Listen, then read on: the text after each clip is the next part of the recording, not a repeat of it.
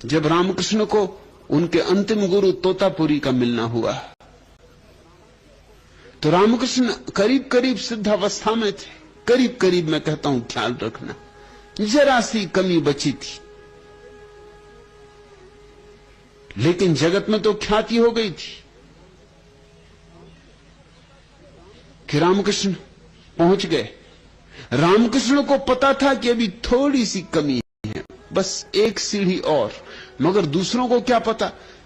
दूसरे तो देखते थे कि इतनी ऊंचाई आकाश में पहुंच गए, उनको क्या पता कि एक सीढ़ी और कम रह गई।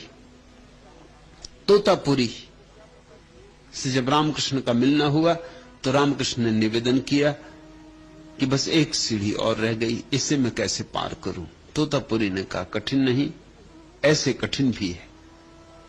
कठिन नहीं क्योंकि इतनी सीढ़ियां पार कराए, तब एक पार करने में क्या अड़चन होगी।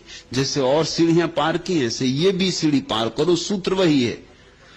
जैसे और सब चाहें छोड़ दी, अब ये परमात्मा की चाह भी छोड़ दो। और ऐसे कठिन भी है क्योंकि और सब चाहें तो क्षुद्र थी, धन की चाह छोड़ने में, पद की चाह छोड़ने में, प्रतिष्ठा की चाह छोड़ने में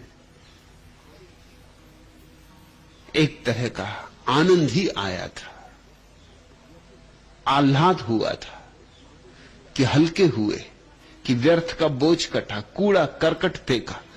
मगर परमात्मा की चाह छोड़ना, जिसने सब इसी चाह पर दांव लगाया, उससे कहना इसको भी छोड़ दो।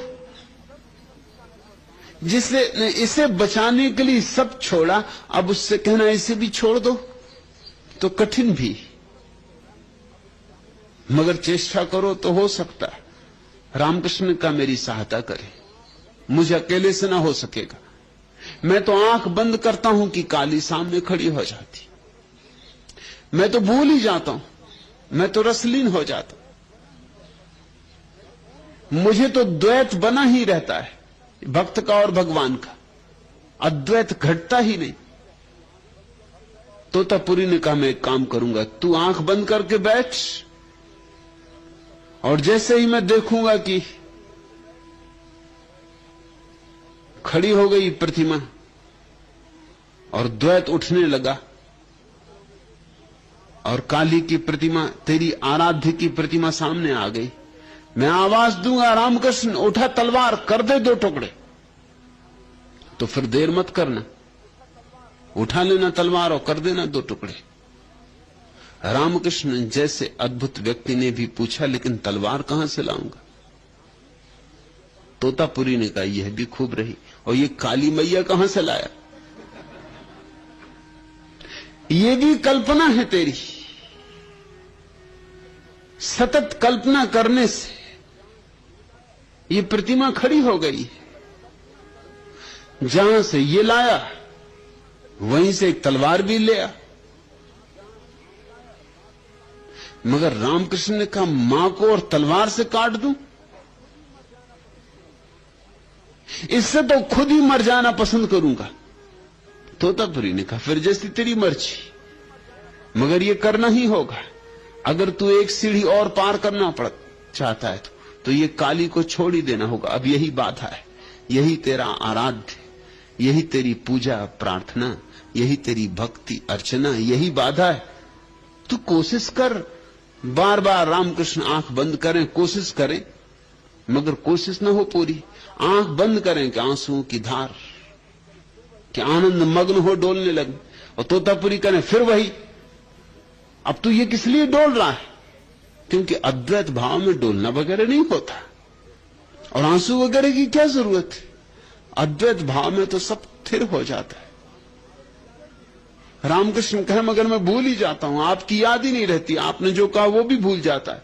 जैसी आंख बंद करता हूं और मां के दर्शन होते हैं, आहा, बस फिर मुझे ना आपकी याद रहती, ना आपके उपदेश की याद रहती। तो तोतापुरी ने कहा कि मैं अब आखिरी उपाय करूंगा, क्योंकि कल सुबह मुझे जाना है।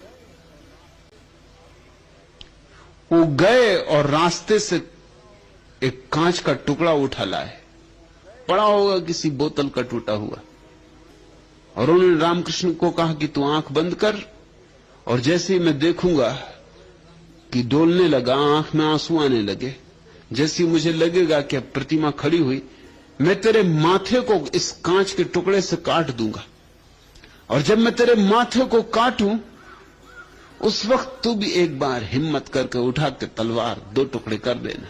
इधर मैं तेरा माथा काटूं, उधर तू मैया को काट देना।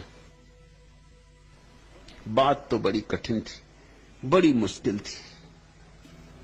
अपनी मां को साधारणता मारना बहुत मुश्किल, और फिर काली मां को मारना तो और भी बहुत मुश्किल। और यही तो जिंदगी भर की साधना थी रामकृष्ण की, और इस साधना में खूब फूल खिले थे, और खूब रस बहा था, खूब आनंद उमगा था, खूब गीत जन्मे थे। इस सबको पहुंच देना एक बार की, मगर तोतापुरी कल सुबह चला जाए, और तोतापुरी जैसा आदमी मिलना फिर मुश्किल है।